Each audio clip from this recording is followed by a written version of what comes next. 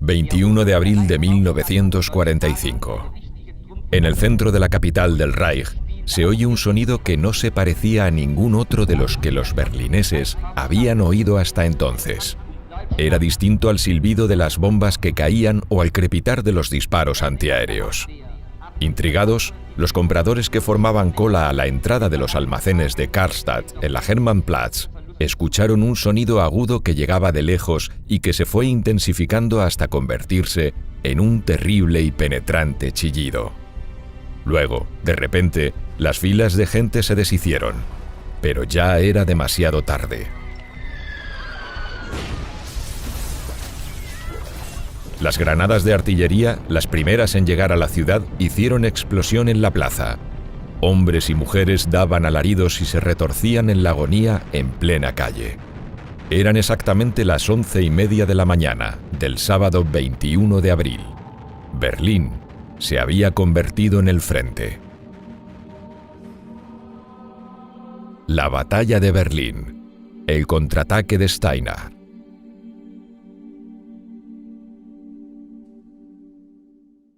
Hitler tomó el bombardeo soviético de Berlín como la afrenta personal que, a juzgar por las consignas con que habían decorado los rusos en sus proyectiles, pretendía ser. Su reacción instintiva consistió en culpar a la Luftwaffe por permitir que sucediera. Amenazó al general Koller con ejecutarlo, aunque no era la primera vez que lo hacía. Hola. Sie wissen, dass Berlin unter Artilleriefeuer liegt. Nein, ich bin in Windpark Werder. Richtige Aufregung in der Stadt. Die Russen sollen eine Eisenbahnbrücke über die Oder haben. Der Feind hat keine Eisenbahnbatterie an der Oder.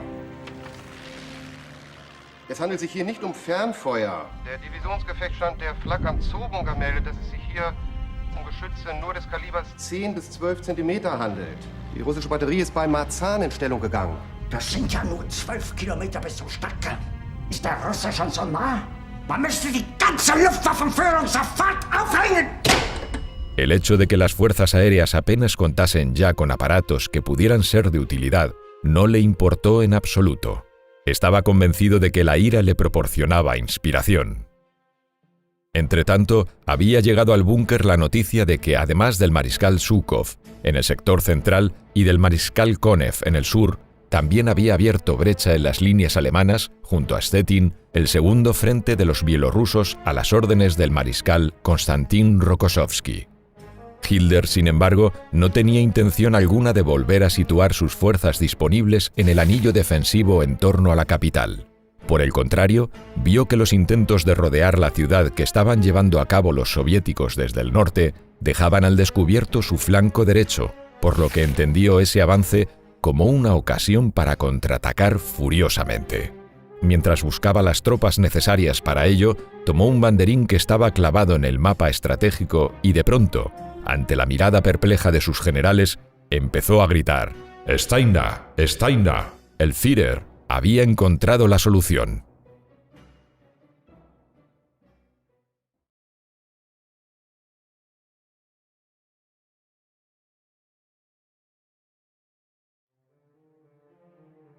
El tercer cuerpo de las SS Germanische, al mando del teniente general Felix Steiner, vociferó Hitler, tenía que contraatacar enseguida con sus tropas desde sus posiciones en Iwaswalde, en dirección al flanco derecho del primer frente bielorruso. De ese modo, cortarían su avance sobre Berlín.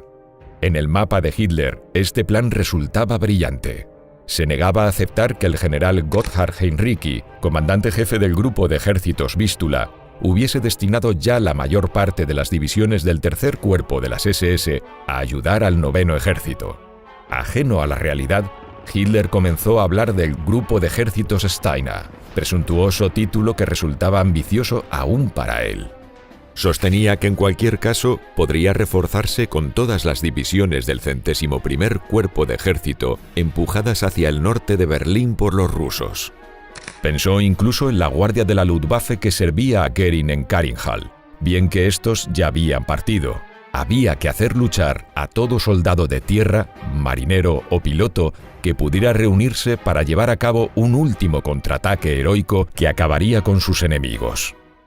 Hitler había considerado siempre sagrada la máxima de Federico el Grande: aquel que lance a su último batallón hacia la lucha será el vencedor.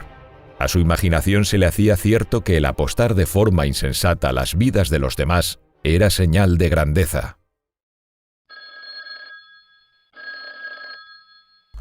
Al recibir la llamada telefónica del Führerbunker, Steiner quedó pasmado por la orden de atacar.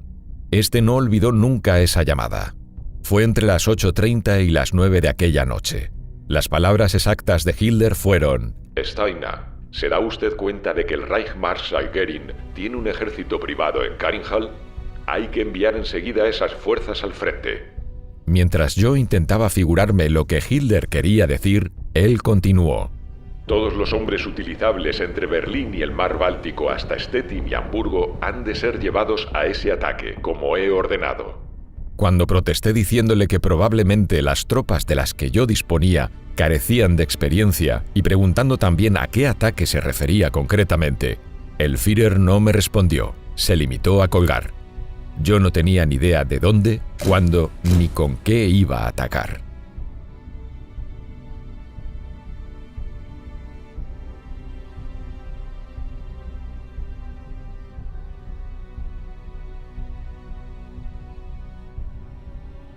Tras poner en orden sus ideas, Steiner llamó al general Krebs, jefe de Estado Mayor del Oberkommando des Heeres, para recordarle cuál era la situación real. Recuerdo que Hitler, que estaba con él, intervino en la conversación. Yo le estaba explicando a Krebs que mis tropas carecían por completo de experiencia y que no teníamos armas pesadas. Además, la gran confusión que había en el frente y la falta de tiempo me hacían imposible recurrir de inmediato a las mermadas divisiones del Cuerpo de Ejército 101. Hitler me estuvo aleccionando, terminando con estas palabras: Ya verá usted, Steiner, ya verá usted. Los rusos sufrirán su mayor derrota ante las puertas de Berlín. Yo le dije que, a mi juicio, la situación de Berlín no tenía salvación, pero él no me hizo el menor caso. Poco después, Steiner recibió la orden oficial de atacar. El último párrafo decía: Está expresamente prohibido retirarse hacia el oeste. Los mandos que no cumplan incondicionalmente esta orden serán arrestados y fusilados enseguida. Usted, Steiner, me responde con su cabeza porque se cumpla esta orden. El destino de la capital del Reich depende del buen éxito de su misión. Adolf Hitler. Después de su conversación con Steiner, Hitler había llamado al jefe de Estado Mayor de la Luftwaffe, el general Koller. Todo el personal de las fuerzas aéreas en la zona norte, del que pueda disponerse, será colocado a las órdenes de Steiner y traído con él, dijo Hitler elevando la voz. Cualquier mando que se retenga personal lo pagará con su vida a las 5 horas. Hay que decirles esto a todos los jefes. Luego vociferó: Usted, personalmente, me garantizará con su propia cabeza que se utilizará a todos los hombres, absolutamente a todos. Koller se quedó estupefacto. Era la primera noticia que tenía de ese grupo de ejércitos de Steiner. Llamó al general Egis Detlefsen, miembro del Estado Mayor del Oberkommando des Heeres, y preguntó: ¿Dónde está Steiner? ¿A dónde hay que enviar nuestras tropas? Detlefsen no lo sabía, pero prometió enterarse lo antes posible. En este frenético periodo, lleno de disparates, un hombre, Gotthard Henrici, nada sabía de todo ese plan. Cuando por fin se enteró, no dudó en llamar inmediatamente al general Krebs para protestar ante tamaña locura. Steiner no cuenta con fuerzas para ese ataque. Me niego a obedecer esa orden. Insisto en la retirada del 9º ejército. De lo contrario, Krebs, las únicas unidades que aún están en posición de defender a Hitler y a Berlín, se perderán. Y le digo a usted ahora que, si esta petición final mía no es aprobada, he de pedir que me releve de mi puesto. Pero Krebs permaneció en sus 13 y ni siquiera sirvió de nada la advertencia de que ambos eran responsables de sus tropas. Esa irresponsabilidad, aleccionó Krebs a su interlocutor, le incumbe únicamente al Führer. Aquella noche, Hitler estuvo a punto de sufrir un síncope tras ordenar el contraataque de Steiner. Su médico personal, el repulsivo doctor Theodor Morel, lo encontró tan decaído que sugirió reanimarlo con una inyección. Él se puso hecho una furia. Estaba convencido de que los generales pretendían drogarlo con morfina y enviarlo a Salzburgo en un avión. Parece ser que cuando no se hallaba reunido para discutir la situación de la guerra, pasaba la mayor parte del día y de la noche en el búnker, sentado en su habitación y sumido en sus pensamientos, a menudo con la mirada fija en el retrato de Federico el Grande, que se había convertido en un icono para él.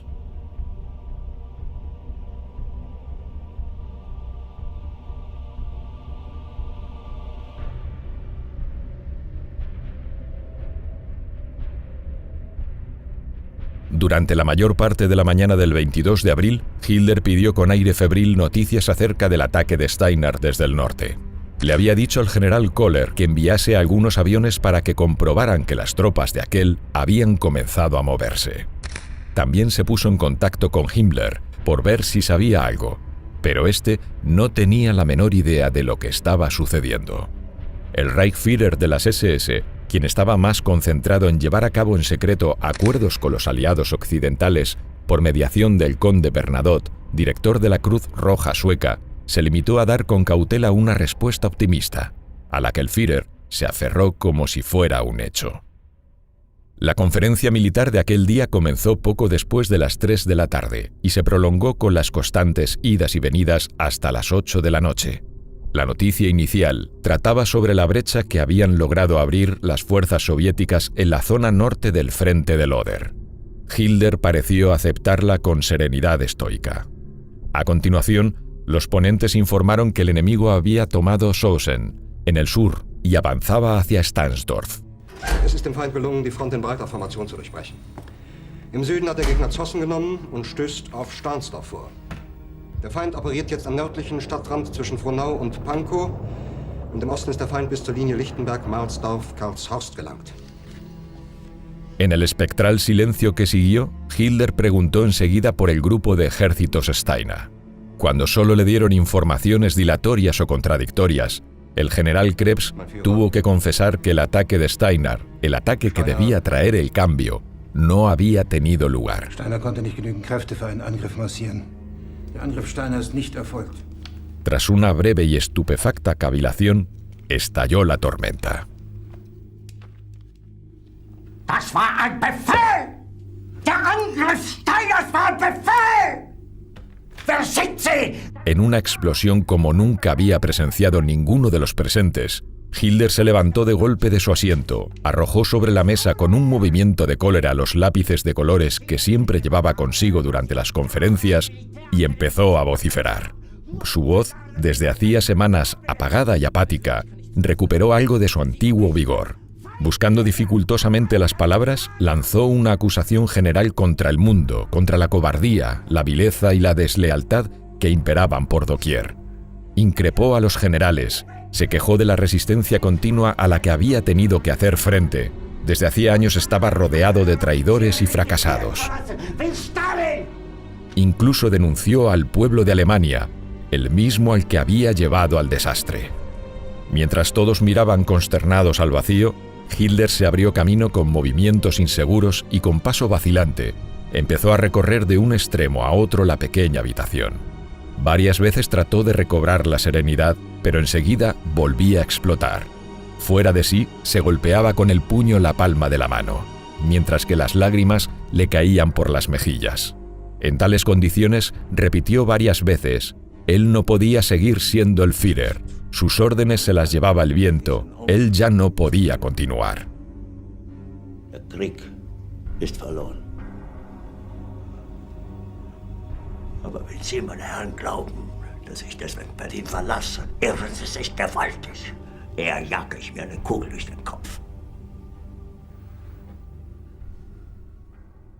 Hitler había decidido seguir en Berlín. Se proponía llevar personalmente la defensa de la ciudad y pensaba suicidarse en el último momento. El general Krebs y el representante de la Luftwaffe, general Eckhard Christian, estaban especialmente horrorizados. Ambos consideraban que Hitler se había hundido. Solo Jodl permanecía tranquilo, pues Hitler le había dicho todo aquello al jefe de operaciones 48 horas antes. Todos los presentes trataron de persuadir al casi enloquecido Führer de que no todo estaba perdido. Le dijeron que debía seguir a la cabeza del Reich y marcharse de Berlín porque desde la capital era ya imposible seguir controlando la situación. Pero el hombre que había estado manteniendo la cohesión del mundo de ellos los rechazaba ahora brutalmente. En efecto, Hitler dijo que seguiría en Berlín. Los otros podían marcharse a donde quisieran. Los jefes y oficiales que estaban en el búnker llamaron a sus colegas que se hallaban fuera de la ciudad para que le insistieran al Führer. Himmler, Dönitz e incluso el corpulento Göring telefonearon para suplicarle que cambiase de idea. Pero Hitler no se dejaba convencer. En ese momento, llamaron a Jodl al teléfono. Mientras él estaba fuera, Keitel, tratando de convencer a Hitler, le pidió hablarle en privado. La sala de conferencias fue despejada. Según el relato del propio Keitel, le dijo a Hitler que veía aún dos salidas: hacer una oferta de capitulación antes que Berlín se convirtiese en un campo de batalla, o preparar las cosas para que Hitler se fuese en avión a Berchtesgaden y empezar allí inmediatamente las negociaciones. Hitler, según dice Keitel, no me dejó seguir hablando. Me interrumpió y dijo: «Ya he tomado esta decisión. No saldré de Berlín. Defenderé la ciudad hasta el fin. O gano esta batalla por la capital, o caeré como un símbolo del Reich». Keitel pensó que esta decisión era una locura. «Debo insistir», le dijo a Hitler, «que salga usted para Berchtesgaden esta misma noche».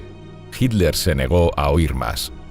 Volvió a llamar a Jodl y en una conferencia privada con ambos jefes nos ordenó que fuésemos en avión a Berchtesgaden y desde allí tomásemos las riendas en unión de Göring, que era el representante de Hitler. «En 7 años», protestó Keitel, «nunca me he negado a cumplir una orden de usted, pero esta no la cumpliré. No puede usted dejar la Wehrmacht en la estacada». Luego, Jodl sugirió que el ejército de Wenck podía ir a Berlín desde sus posiciones en el Elba.